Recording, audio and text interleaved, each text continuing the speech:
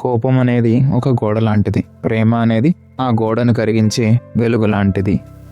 పళనికొండల్లో సన్యాసిలాగా కూర్చొని ఉన్న కుమారస్వామి యొక్క కోపం ఎలా తగ్గిందో తెలుసుకుందాం రండి. Welcome to episode 6 of Ganesha చరిత్ర. శివపార్వతులు పళనికొండకు వచ్చి ఎంత బ్రతిమిలాడినా తాను కైలాసానికి తిరిగి రానని మొండికేశారు కుమారస్వామి. ఇలాంటి సమయంలో కుమారస్వామి దగ్గరికి గణపతి గనక వస్తే కుమారస్వామి కోపం రెట్టింపు అవుతుంది కానీ తగ్గదు అని తెలుసుకొని గణపతి కైలాసంలోనే ఉండిపోతాడు.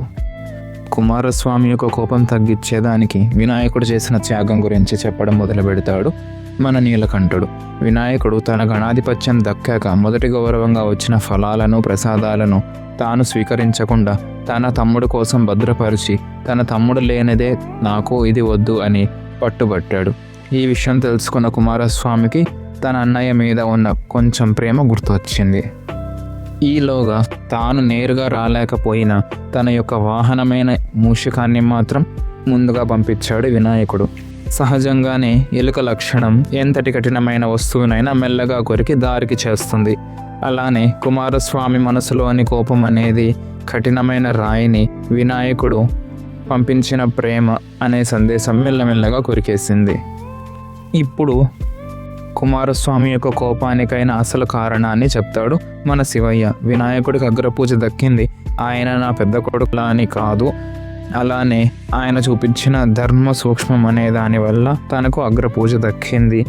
లోకమంతా తిరగడం నీ శక్తికి నిదర్శనం, కానీ మూలాల్ని గౌరవించడం ఆయన యుక్తికి నిదర్శనం. శక్తి ఎప్పుడూ యుక్తికి లోబడి ఉండాలి, అప్పుడే సృష్టి అనేది సమతుల్యంగా ఉంటుంది.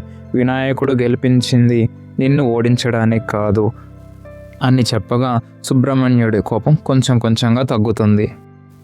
చివరికి అర్థం చేసుకున్న కుమారస్వామి తాను లోకాన్ని ఎంత చుట్టి వచ్చినా తన అన్నయ్య ప్రేమను దాటలేనని, తాను కైలాసానికి తిరిగి వెళ్ళలేను కానీ అక్కడే ఉండి లోకానికి జ్ఞానపండితుడుగా ఆశీస్సులను ఇవ్వడానికి సిద్ధమవుతాడు.